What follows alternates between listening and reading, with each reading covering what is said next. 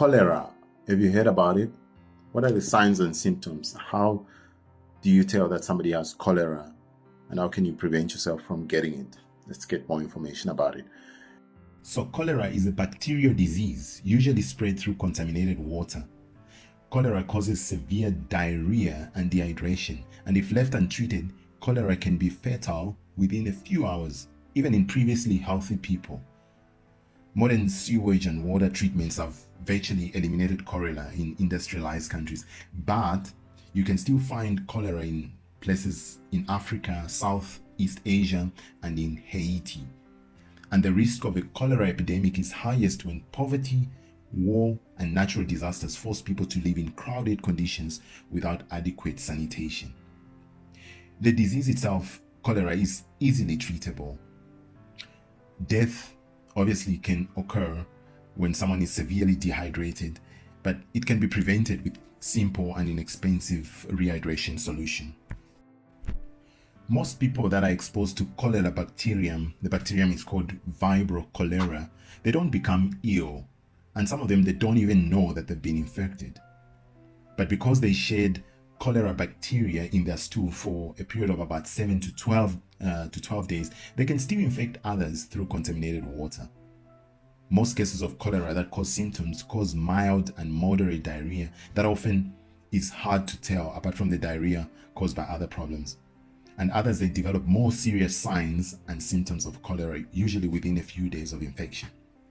So some of the symptoms of cholera infection can include diarrhea, nausea and vomiting, dehydration, which can develop within hours after cholera symptoms start.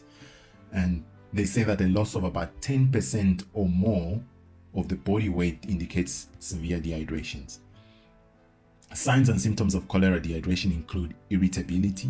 People become very irritable, fatigue, sunken eyes, and a dry mouth, extreme thirst, dry and shriveled skin that's slow to bounce back when pinched into a fold, little or no urinating, low blood pressure, and an irregular heartbeat. So this dehydration can lead to a rapid loss of minerals in your blood that maintain the balance of fluids in your body, what doctors call electrolyte imbalance. And so because of this electrolyte imbalance, you start getting muscle cramps. This usually results from a rapid source of salts such as sodium, your chloride, and potassium in the body. Shock. This is one of the most serious complications of dehydration. It usually occurs when the low blood volume causes a drop in your blood pressure and a drop in the amount of oxygen in your body. So when can you see a doctor?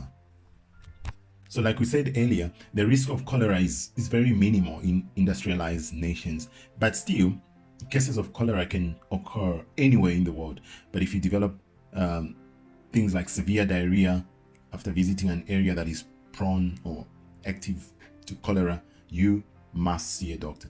If you have diarrhea, especially severe one, and you think you might have been exposed to cholera, you should seek treatment right away. Severe dehydration is actually the medical emergency that requires immediate care. What causes it, you might ask? A bacterium that's called Vibrio cholera causes cholera infection. The deadly effect of the disease is as a result of the toxin that the bacteria produces in the small intestine. And then this toxin causes the body to secrete enormous amount of water, that leads to diarrhea and the rapid source of loss of fluids and salts.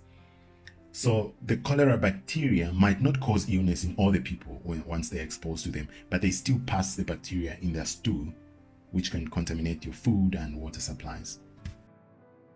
So while water supplies are the main source of cholera infection, you can still find the bacterium on the surface of well water, your seafood, eating raw or undercooked seafood.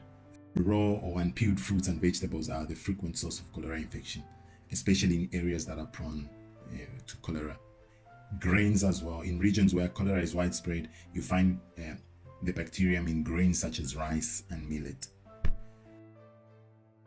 Everyone is susceptible to cholera, with the exception of infants who get immunity from nursing mothers who have previously had cholera.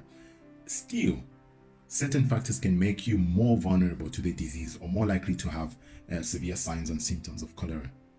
So some of these risk factors for cholera include poor sanitary conditions, you find cholera is more likely to flourish in situations where, or in areas where a sanitary environment, a dirty environment, so to speak, including unsafe areas with unsafe water supplies, areas such as refugee camps, impoverished countries, and areas afflicted by famine, war, and natural disasters, as we said.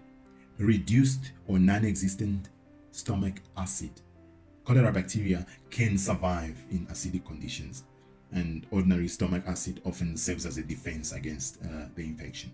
But people with low levels of stomach acid, such as children or older infants, and people who take antacids, they lack this protection, so they are actually at great risk of cholera.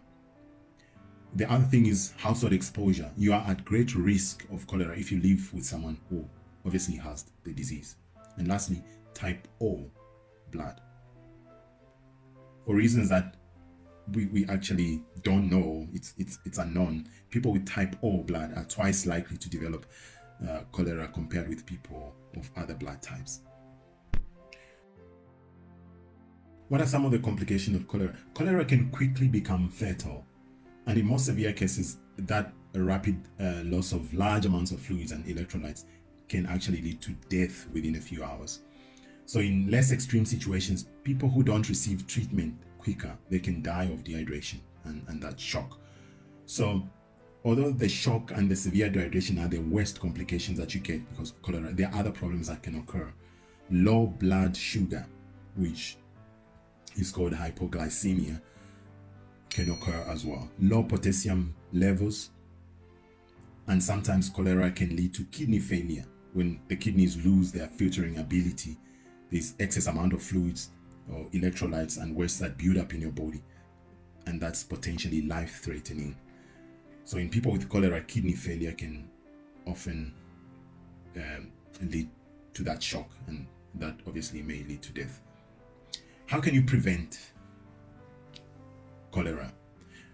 If, let's say, you're traveling to areas that are known to have cholera, or you are in a cholera-prone area,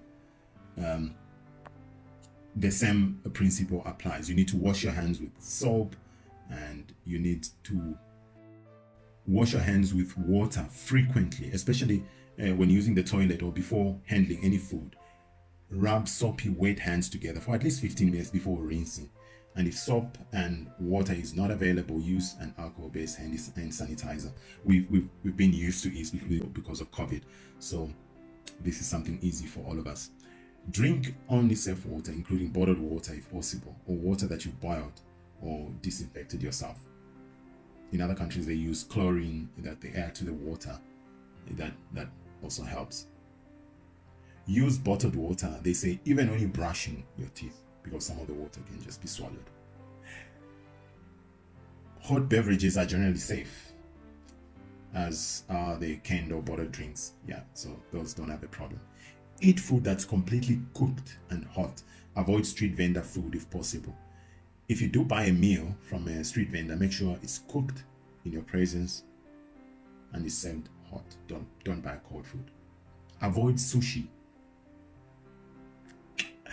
as well as raw or improperly cooked fish and seafood of any kind. Stick to fruits and vegetables that you can peel yourself, such as bananas, oranges, and avocados. Stay away from salads and fruits that can be peeled, such as your grapes and berries.